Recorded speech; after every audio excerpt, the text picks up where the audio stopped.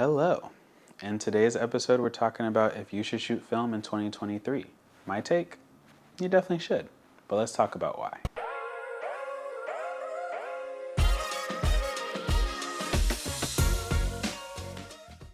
So I'm going to approach this video from my perspective, which is a digital photographer. I've been taking digital photos for years and years now. The first picture I did take, or at least the first picture that I remember taking, was on that camera, the Nikon Tele Touch 300.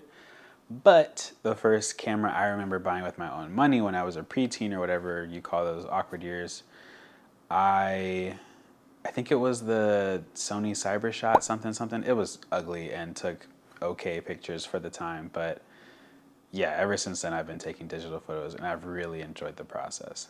But I've been hearing a lot of stuff on TikTok and on YouTube, and I've been watching lots of content of film photographers, and so I wanted to give it a try myself. But before I could do that, I had to answer some questions because, of course, there were questions. Chapter 1, the questions. So, question number 1 for me was, is it expensive? Do I need to be worried about whether or not I can afford this medium of photography? And I'm happy to report that it doesn't have to be. I mean, like all things, it can be if you choose to dive into the super deep end, but I would like to guess for a lot of people, you could very easily find a photography setup under $100, including a camera, maybe a camera and a lens, some film, and getting the photos processed. And to make it a little bit more personal, to tell you my story, I had that camera in an ottoman somewhere. It was free. When I told my parents that I was going to use it, they were like, does it still work? And I was like, we're going to find out. But if you have family or friends or someone you know, they probably have a film camera lying around that they don't use and it's just collecting dust. So I would say that could be a really good first step. If not, though, there's tons of resources on the internet and also at local camera shops where you can find something, play around with it, know that it works before you leave the shop, and feel really good about your purchase. So for me, though, I got to cheat a little bit and didn't have to buy a camera. All I had to do was buy a battery, which I think cost me like $2, $4, something like that. And then buy a roll of film, which I think was about $12. I got some Kodak Color Plus, and it was on the cheaper side. So no, it doesn't have to be expensive. For me, question number 2 was, is there information about this on the internet? And also for that, the answer is yes. It's a super hard yes. There is so much content about film photography, film stocks, all sorts of other information that you might need in order to take photos. And at first I thought it was just generic information, like, what film stocks work best in these situations versus these situations. But really, there's lots of information for even the specifics. I was able to find at least 4 videos on my Nikon Tele Touch 300 AF, which I didn't think I would be able to do. 2 of them were actually exactly what I like watching in the first place, where it's just someone with a camera walking around taking pictures. And so I got to see like the mood or the vibe of the camera before I even learned about the more technical aspects of, which hatch is open and what kind of stuff can you change with these buttons on the side and things like that. So yeah, there's lots of information out there, and YouTube is probably going to be your best friend to find it. Question number 3 was, what if I like it too much? What if I take this little film photography journey and I come out at the end thinking, this is the best way to take pictures and to capture moments, and this is the only thing I want to do? Yeah, I don't know. I was pretty afraid of that. I think I've never loved the editing process. I'm definitely starting to like it a lot more now, but if I could go into a situation knowing that all of my photos were going to come out with a certain look or a certain vibe and I wouldn't have to do anything to them except, maybe little tweaks here and there, that sounds pretty exciting. And there also is something super tactile about film photography in a way that, like, sometimes, I watch TV, I'm working on computers, I do all sorts of stuff that involves a screen. So sometimes to not have a screen feels so freeing. And so I was wondering if film photography really was just going to kind of grab me and take me deep down under. But more on that later. Chapter 2, the process. With only 36 photos, it's very possible that you'll slow down and that you'll be more mindful of your composition and just of whether or not you want to capture that image. I found that to be a little bit true for me, but not that much different than how I take photos regularly. I think for me, the big difference with film is that I was intentionally looking for reds and yellows.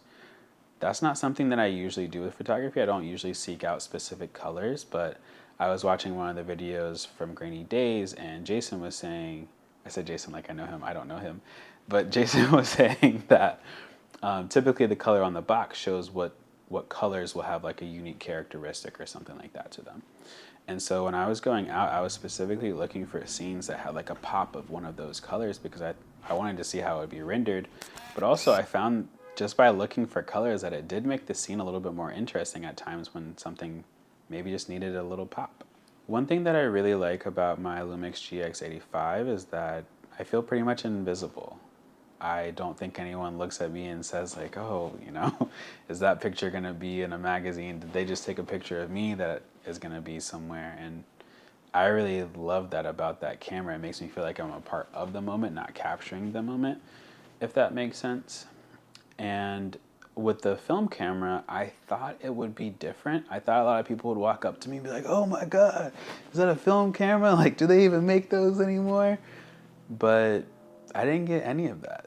I don't think people even really gave it a second glance. I just took pictures and felt invisible, and it was amazing. And so that might be the case for you, especially with a smaller point and shoot camera. It might not be the case if you have a larger SLR or something like that, but overall, I think, at least in Durham, North Carolina, no one was really fazed by the film camera. And the last part of the film photography process that I want to talk about is expectations. So for me, I set my expectations pretty low. I was expecting the worst but hoping for the best. And I think that was really helpful for my mentality in terms of taking pictures without being anxious about whether or not there would be a light leak or a double exposure, or just one of the myriad of things that can happen that makes your photo not turn out how you expected it to. And I think if you watch some YouTube videos, you'll quickly kind of learn what those different things could be and maybe how to prevent them. But also at the end of the day, I think that little bit of fear is what makes film photography so rewarding when you get those images back, because you take that photo and you have no idea if it's going to turn out how you expect it to. I mean, you hope it does, and if you take enough photos and have enough experience, you might have like a certain percentage of certainty that it will. But at the end of the day, you don't know. It's a black box. And I think that does make those moments even more special when you do successfully capture them. So speaking of capturing moments, let's talk about how it turned out. Chapter 3, the results. The first thing I want to say about the results is just that feeling of getting an email that says all of your pictures are ready to be viewed or downloaded or whatever. It's unmatched. It's so good. It feels like getting a new lens, but better. Yeah, I don't know. It's really something special. And if you're only going to try film photography one time, you should try it for that reason. Just to get that email and know what that feeling feels like. When I got my images, I was just so thrilled to see that they actually came out, that they actually captured what I was trying to capture in that moment.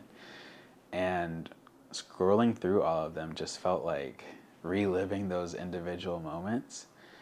And they all just turned out with such like a unique vibe to them. I don't know.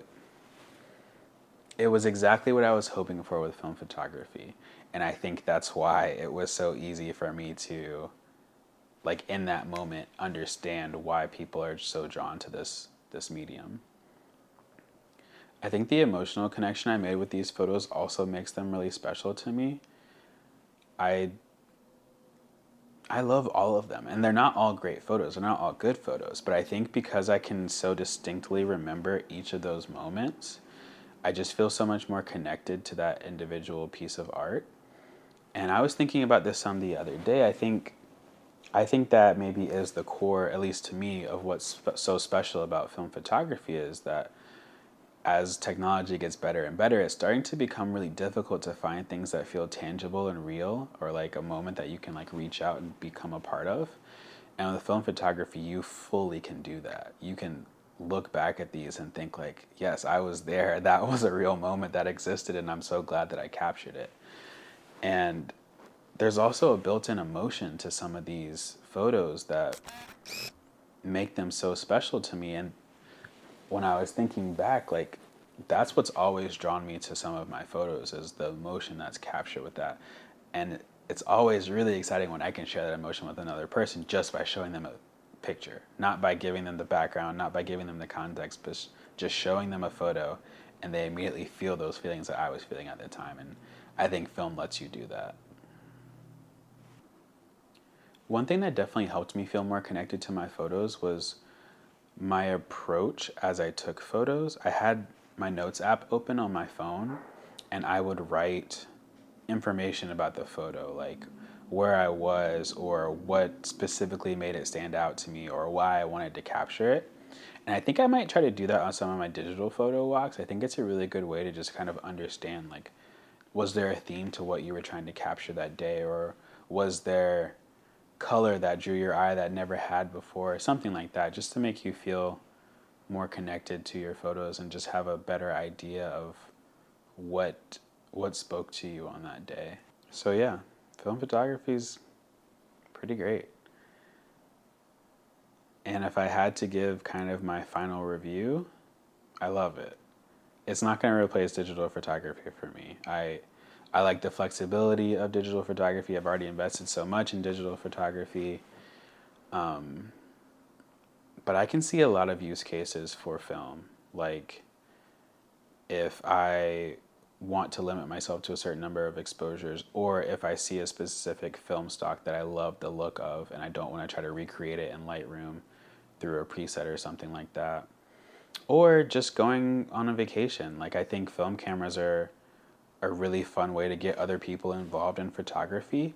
I think a lot of people are really excited and receptive to the idea of being handed a film camera versus a big mirrorless camera or something like that. And so, yeah, there are a lot of different opportunities, I think, for me to be able to continue to shoot film on this. And I actually already have shot another roll of black and white, or not another, but my first roll of black and white, it was Ilford HP5. I think I have another one loaded up in there right now. And then my next roll will probably be Cinestill 400D. So there are definitely some more film pictures that I will be taking. But I am going to try to limit myself to maybe like one roll a month or so, which actually does help me circle back. So I spent about $22 to get my photos processed. And so all in all, I ended up spending $36 for this film photography adventure, which is $1 per picture, which I'm super comfortable with. I know not all film stocks will be the price that I paid, and I won't always have to get a battery, or maybe the price of processing goes up or goes down or whatever, but under $50 I feel pretty comfortable with. So like once a month or so, I think I will be trying to shoot some film just to spark some creativity and look through a different kind of lens. So before we wrap this video up, let me answer the question for you. Should you shoot film photography in 2023? Yeah, you really should, especially if you're a digital photographer. I think it's such a different way of viewing something that you probably already feel so comfortable with. And I don't think it will make you feel uncomfortable, but I think it will give you a new appreciation of what photography can be and what it was in the past and what it's kind of becoming again for some people. And if you can do it financially responsibly under like $50 or $100, it's a no-brainer. It will bring you a lot of joy. And yeah, just hold off on that filter or that lens or a new battery or whatever you're about to buy, and just buy some fucking film. That's it for today's episode. Thank you so much for watching. I will catch you in the next one. Ciao.